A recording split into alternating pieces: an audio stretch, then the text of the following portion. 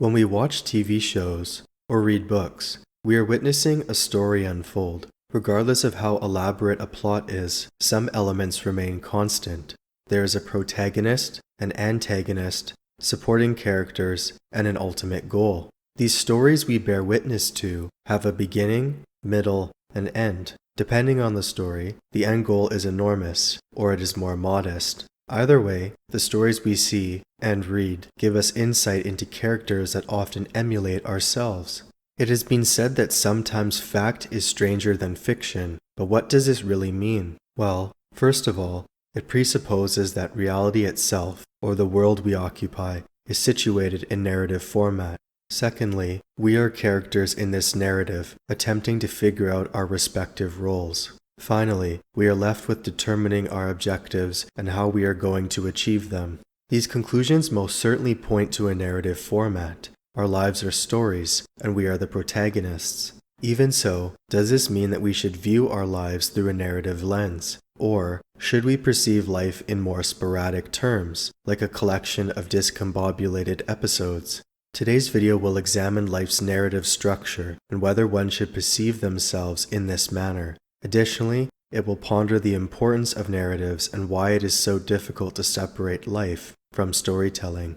A question to begin would be, why is there a great fixation around stories? To answer this question, we should probably understand why stories are so important.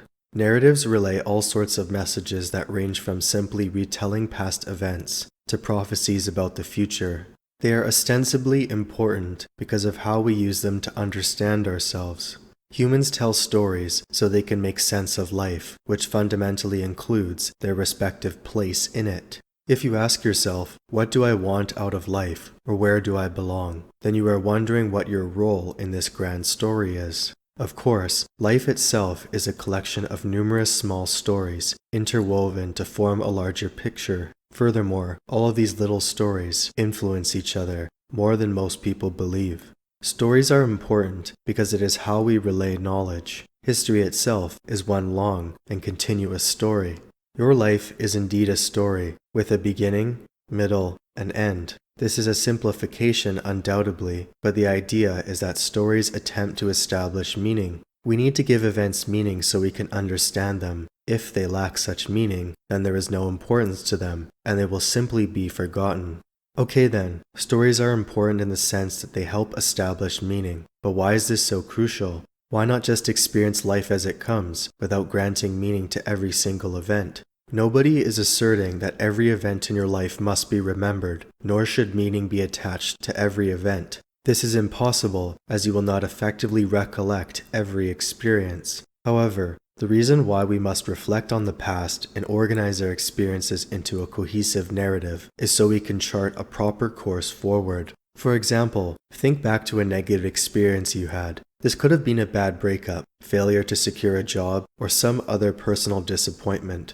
Now that you have that event in your mind, why does your brain remember it? Why is there so much importance given to this event? The reason it is so important is because it serves for future reference, for you to make better decisions going forward. These events play an important role, just like positive events do. They are organized in a narrative because one can recall what led up to the events, what happened during, and the repercussions after the fact. Organizing experiences in narrative format helps a person understand the significance of them and how they can move forward. Another metaphor for life is that of video games. Life can be compared to video games because, similar to video games, life has checkpoints. For example, each year you age can be classified as passing another checkpoint.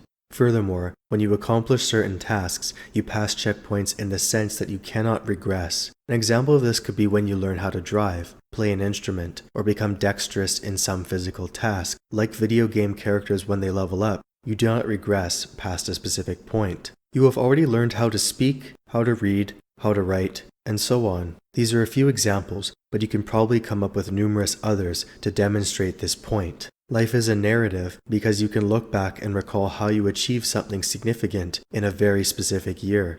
You can recall how you passed a checkpoint, a certain threshold, to get where you are. If the message has not sunk in yet, here's another way to phrase it. Certain jobs and opportunities have prerequisites, like a university degree, and so on. These prerequisites are essentially checkpoints, because once completed, they do not need to be done again. When you graduate or fulfill these objectives, you often breathe a sigh of relief and feel accomplished. On to the next chapter is a common phrase you will hear in moments of graduation like these. Anyhow, triumphant stories like rags to riches or the underdog overcoming great adversity would not be so captivating if they were not told narratively. You cannot separate the storytelling dimension from these events because they would lose their meaning if you did. Events without a narrative element are simply events, situations that have no meaning. Sure, they may have meaning in the moment, but they cannot be classified until they are gauged in a larger picture. The reason historical events are significant is because of their relation to other events. We cannot understand the importance of World War II without examining the catalysts and after effects. World War II, like any historical event, gathers its meaning from its placement in a larger narrative. With all of that said, where does this leave us? Well, we understand that narratives play a significant role in our lives, but should we perceive life through this lens? Whether you see your life in a narrative format does not matter as much as whether you can learn from past events. Those who do not know their history are doomed to repeat it. The same is true of your own personal history. Looking at events and perceiving one's life in purely episodic terms can be done, but it would be difficult to establish meaning unless living in the moment is your ultimate purpose. However, merely living in the moment, though, is not productive long-term because it will hinder future planning and avoidance of negative outcomes. Narrative format and placing events in chronological order can help a person learn from their mistakes so they can plan for the future. Events and experiences themselves may be episodic, but remember, just like a TV show, the events occur within a larger season. Seasons of life gather their meaning in relation to the overall collection. How you assign meaning is up to you, but the overall point is that it will likely be some sort of narrative. The narratives we tell ourselves keep us going, and so do the narratives we present to others. We cannot and will not stop telling stories because it seems this is how we assign meaning. Life is a collection of stories that intertwine to form a larger picture. Your story is your own, so instead of trying to live someone else's, why don't you go and write yours? If you are still alive, you have a chance to make changes before the final chapter is closed. Use the time you have now and transform yourself into the protagonist you have always wanted to be.